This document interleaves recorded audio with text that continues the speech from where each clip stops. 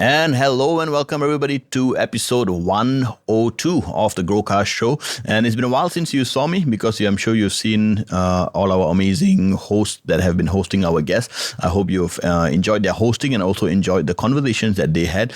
Today I'm back in the studio after a long hiatus because I have with me a close friend of mine, and he is someone speaking about a topic which I'm very passionate about, and I'm also excited to learn a lot from him. I have with me David King, and he is a master storyteller, and he's someone that I want to learn from. He's got an amazing track record of coaching and training sales professionals in Singapore and all around the world as well. And today is going to be an exciting conversation with him.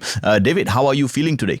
Fantastic, and super excited that we're going to be doing this together, Vicky. Of course, so you'll be seeing lots of amazing good stuff coming up as well. But let's dive right in to the questions that I have prepared for David. David, let me start by asking, why do some sales professionals have great conversations with prospects, but then they still struggle to convert them into clients? Okay, so in sales, right, for the longest time, we've been taught to be likable in front of our customers. And I think when salespeople focus too much on that, the intent is to be likable rather than solving problems. So the way in which they guide the conversation then becomes very focused on being likable rather than focused on what's important for the person they're speaking with. And therefore, the conversation doesn't get anywhere apart from just building a rapport and then that's it. Yeah, so that's the struggle that many salespeople experience. How can a salesperson build genuine rapport quickly in less than 3 minutes without actually coming across as fake or scripted? The simple answer to that really is being genuinely interested. You see salespeople coming with the idea that I need to sell.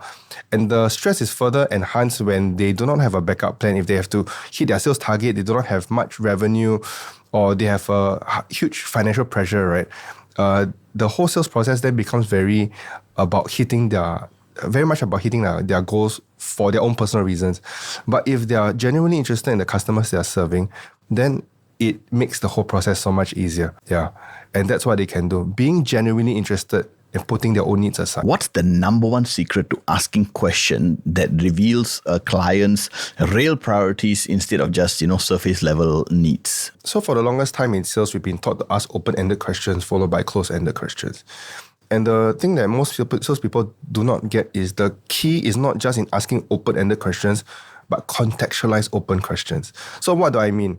So like, for example, if I was serving a customer who is has a financial need, then I would say, with regards to retirement planning, tell me more about what's important to you, right? So that contextualized open question then ends up being a very focused conversation that allows the customers to tell them everything that they need so that the salesperson is able to extract sufficient information and guide the conversation into a sales outcome.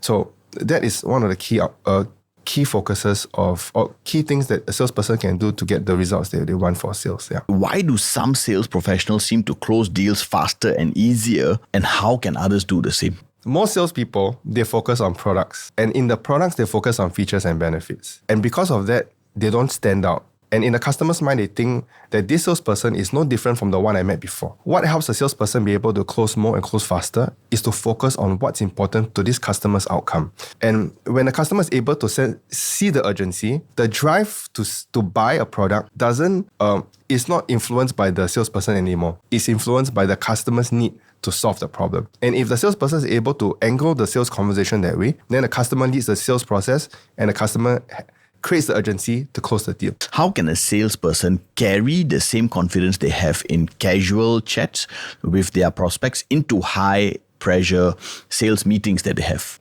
It's a lot to do with what we spoke about earlier, actually. Most salespeople feel the stress because they focus on the sales target. They focus on the goals they have to achieve.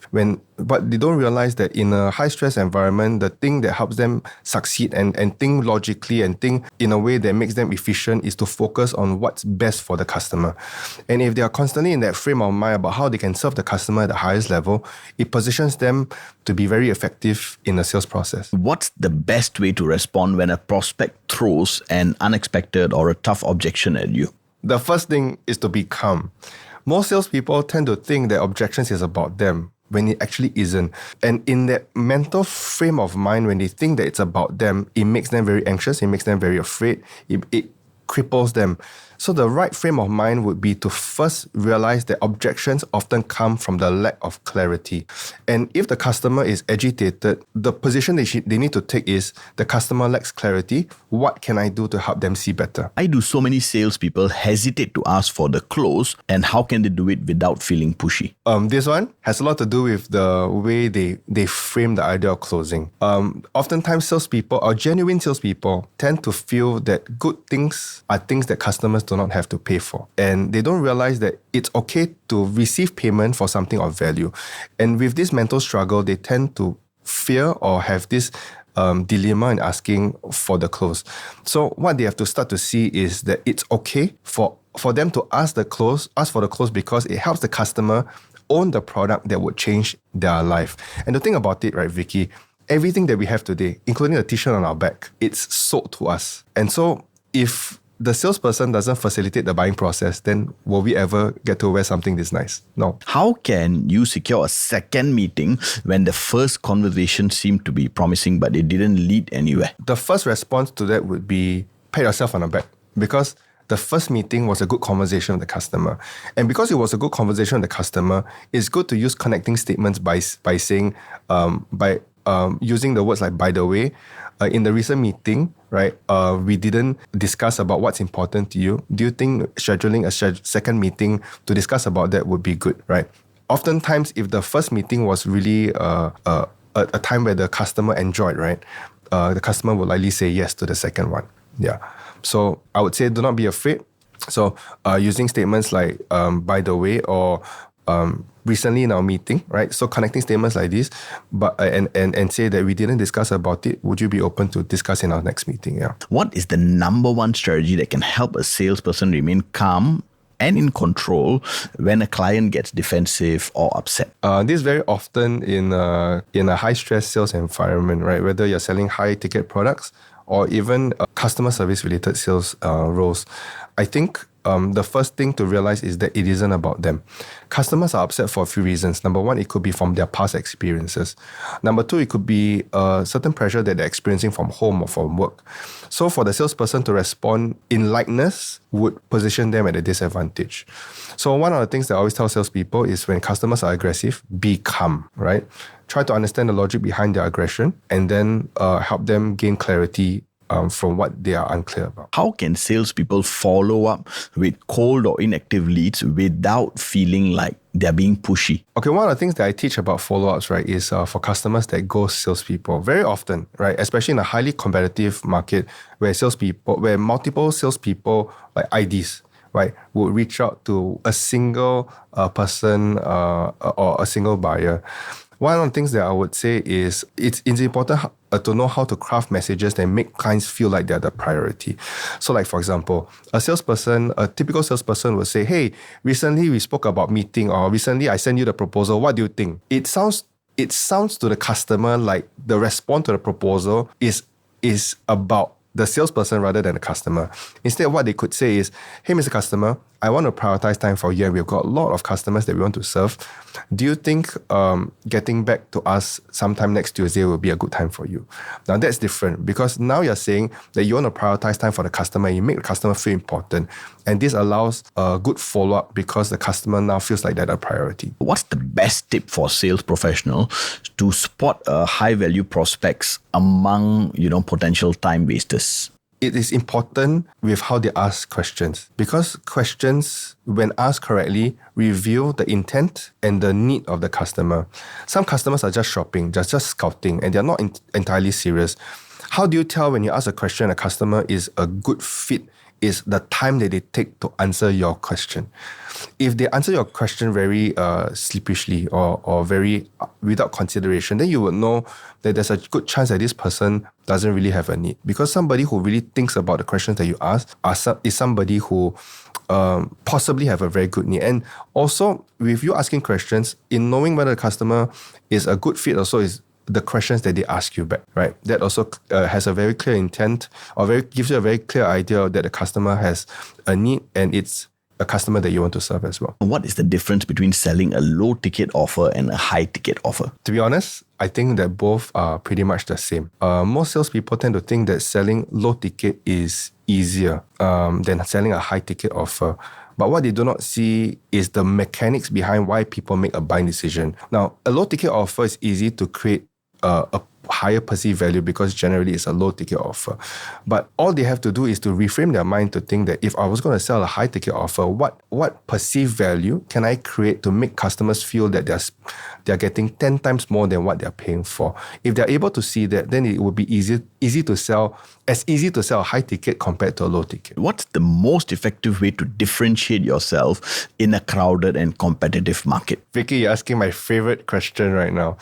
Now, some might think products, some might think services. But have you ever heard before that people do not buy companies? They do not buy products, they buy people, right? People always buy people first. So the question really here is, how do I as a salesperson, differentiate myself from the other person that's serving a customer?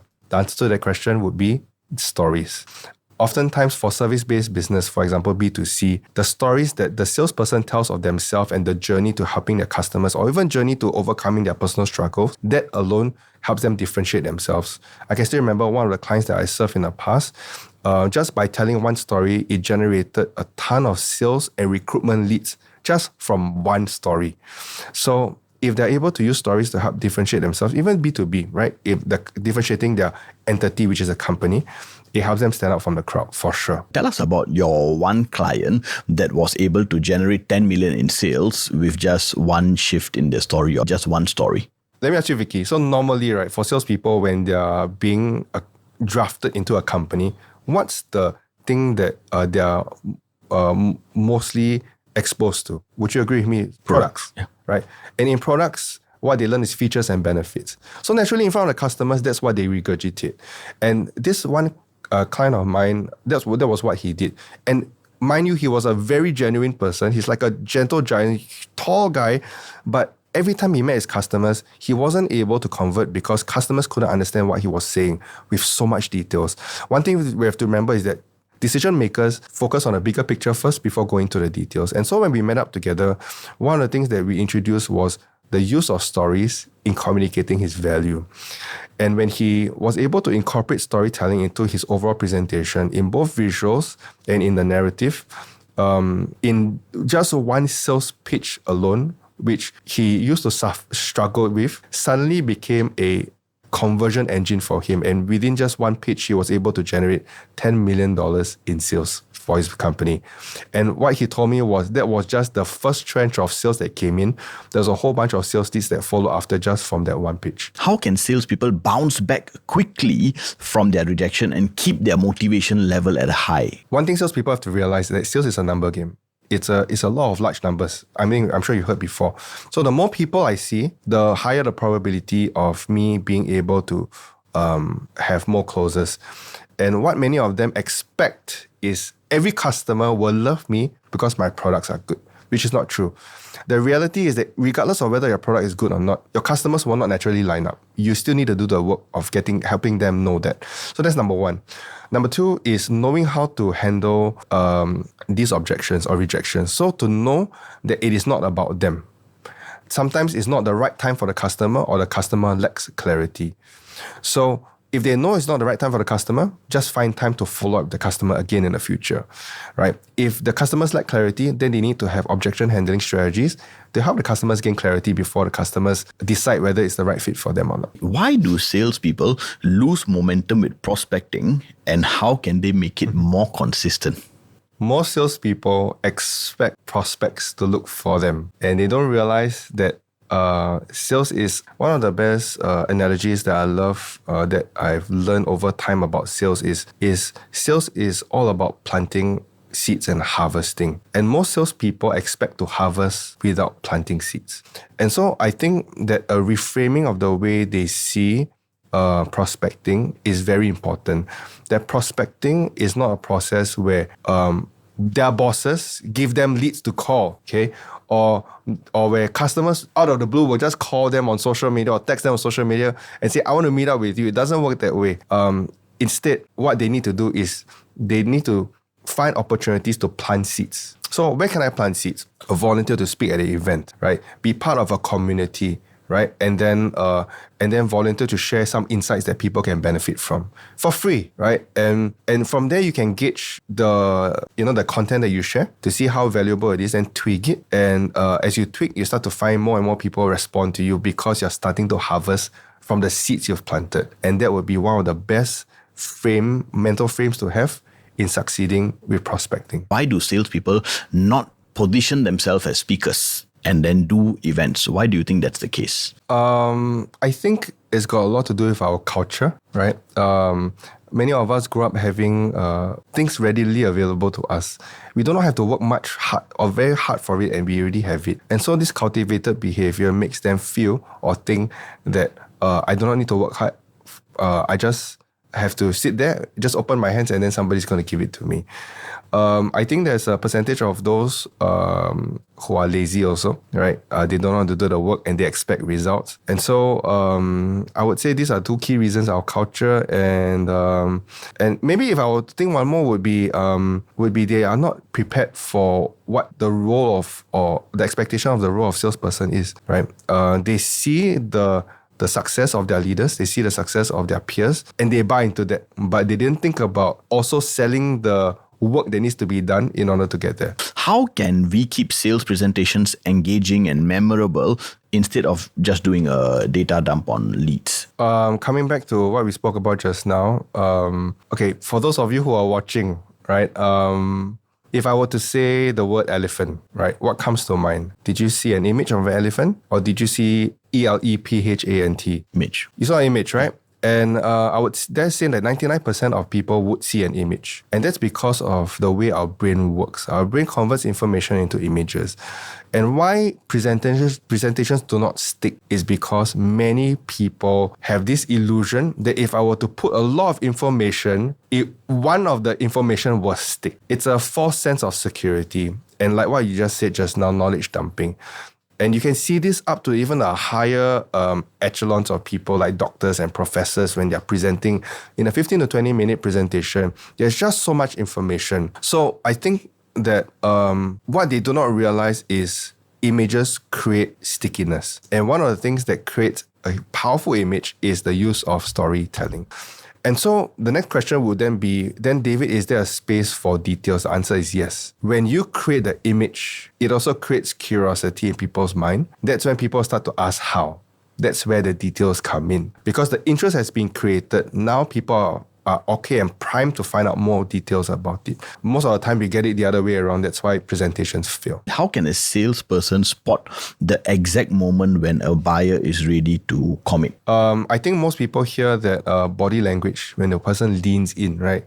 They ask more questions. But I'll go further than that. You can tell the customer is willing to buy when they are taking the lead in the sales process. So what do I mean? Recently, I had the opportunity to meet a team who wanted to engage me for their sales training. One of the things that told me that the customer was, or this particular individual or leader was willing to take the next step further was, David, let's arrange for a meeting to discuss further. Now, I didn't have to initiate that at all.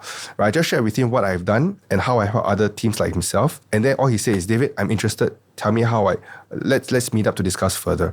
And I think that when customers initiate the next step in the sales process, which is what I teach in the GPS selling process, that is when you know for sure or with high certainty that the customer is willing to buy. How can salespeople make customers initiate the next meeting, in your opinion? The first thing that salespeople need to do is to first uncover the customer's desired outcomes. There was a story about how a homeowner was so frustrated every time he had to come back home and do his own lawn mowing, right? And he traveled a lot. And so he decided to get a lawn mowing company or landscaping company. The first landscaping guy came to the property and said, sir, I can do this for you at $50. Seems very cheap, right? To do the landscaping, right? But the homeowner felt like, this guy hardly even see my house, but he really indicated what he could do. And so while it was cheap, the homeowner still felt like, I'm not sure about this guy. Let me call somebody else. Another person came in. He walked around the property, seemed to fact-find what needed to be done. Then he went to the homeowner and said, I can do this for you at $150. But this homeowner also went like, I'm still not too sure about this guy because he hasn't really spoken about what I really, really wanted. So in came in the third landscaping guy. This time, the landscaping guy did something different from the first and the second one. He opened up the conversation by saying, "Sir, tell me more about yourself." In this conversation, the homeowner uncovered that one of the key reasons why he wanted to maintain his front lawn, despite his busy schedule, was he plans to sell his house in a few years' time. And the landscaping was important because it influenced the valuation of the home. So this third landscaping guy went like, you know what, sir? Consider your landscaping done. And every single time when I come to do your landscaping, I'm going to put new potted plants around to make sure that by the time you sell your house, the landscaping will be so beautiful, it's going to complement with the valuation of your home. Now, he charged at $500. Which do you think the homeowner went for? The last one. Last one. Now, keep in mind that our last one was 9 times more expensive compared to the first guy. But the reason why the customer went with the last one was because the last one was skillful in uncovering the customer's desired outcome. And so when a salesperson is able to uncover the customer's desired outcome, to find out what is the gap, the customers themselves will drive the sales process. And the second thing that is so beneficial about this, right, is when the salesperson is able to uncover, it positions the salesperson as the unreplaceable person in the whole process towards achieving the outcome. Tell us more about your recently launched new book. This is my latest book, How to Tell Stories That Generate Millions. It is a consolidation of everything I learned in storytelling. And the key objective when I put this book together, or rather the reason why I put this book together, is because I started to realize a lot of salespeople, despite being told many times that they shouldn't be communicating with figures, features, and benefits, they still revert back to it. And I started to realize that it's not because they love it, it's because they do not know any better. And because we do not know any better, we always go back to our default. And so when I was putting this book together, I wanted to help salespeople be able to have something so easy to learn, and it could make a very big difference in the sales process for them. And so in this book, there's a step-by-step guide all the way from profiling the customers to crafting out a very contextualized and relevant story that would convert into sales. At the end of each chapter, most chapters, in fact, would have a reflection point that helps them be able to think about their own sales environment and create a story that they can immediately use by the time they complete this book. And this book, although it's a 200-pager, the fonts on this book is very easy on the eyes, especially for those of you who are above the age of 40, right? For those of us who have short-sightedness, this book is easy on the eyes, that's the reason why I put this book together, to help salespeople be able to elevate sales outcomes that are client-focused, and also help them be able to achieve amazing sales outcomes. Can you tell us more about your free 90 minutes online masterclass for sales professionals in Singapore, and why should they attend it? Well, the first reason why they should attend, Vicky, is I am going to be giving them three chapters from this book, specially selected, so that after they listen to these 3 chapters, they will know exactly why storytelling is so powerful. They will also see the story behind how one of my students was able to generate $10 million from a single sales or story selling presentation. That's the first reason why they should join. And it was initially given to all my endorsers only, but we're making it available to them. The second reason why they should attend is because they're going to be learning something that's very different. Unlike most sales training programs, they're going to be learning what is the angle for their sales process that allows them to be able to sell more without selling harder. Have you ever seen salespeople who walk into a sales meeting coming out with rather being able to sell multiple products, whereas another salesperson goes into a similar meeting and then comes out with just a single product? In this webinar, I'm going to share with them what is the mindset shift they need to have in order for them to be able to sell more without selling harder. And it's a lot easier than they think. And the third reason why they should attend is because I'm going to uncover the secret behind how to craft amazing stories using just 3 simple steps. They're going to be learning all of this that will help them be able to at least double to 10x their sales if they apply it correctly. What are the 3 main things you will be covering in your free online masterclass for sales professionals in Singapore? You know that we have less than 150 days to the end of the year. So I really want it to be extremely targeted, something they can use immediately to generate sales outcomes. And the key goal of the webinar is to help them be able to close deals faster, close bigger deals, and close deals easily. I'm going to share with them strategies on how they can be zero focus and techniques that allow them to be able to do all of the three that I mentioned earlier. What industries of sales professionals should attend your free online masterclass that you are holding? You know, Vicky, sales is such a holistic thing, right? Generally speaking, many of us, we are doing sales as long as we're communicating, we're selling. I would say that this webinar would highly relate to individuals who are in financial advisory, real estate, cosmetics, right? ID, right? You could be selling medical products also. You could be a coach. You could be a trainer, right? You could also be somebody who sells products online, right? Or you could be somebody who aspires to be a salesperson but hasn't quite gotten there yet. Now, I like to believe that the future of things would be many individuals will be trying new side gigs, right?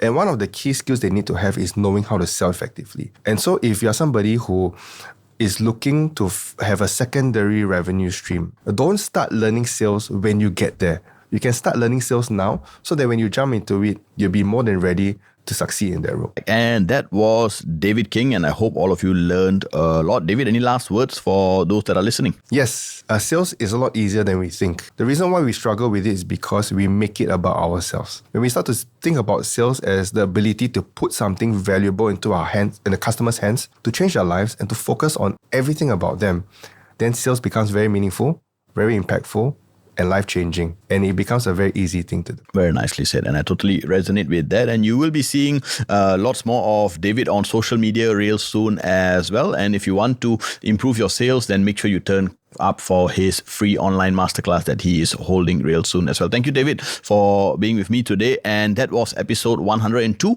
of the GrowCast show. And we will see you real soon for episode 103. And we are in the 100 series now, looking to reach episode 200. We just did GrowCast episode 100 with me and my team. And yeah, we were talking about episode 200 coming up. So that's going to be faster. That's going to be much more explosive as well. And thank you for tuning in. Thank you so much. Thank you, David. Thank you.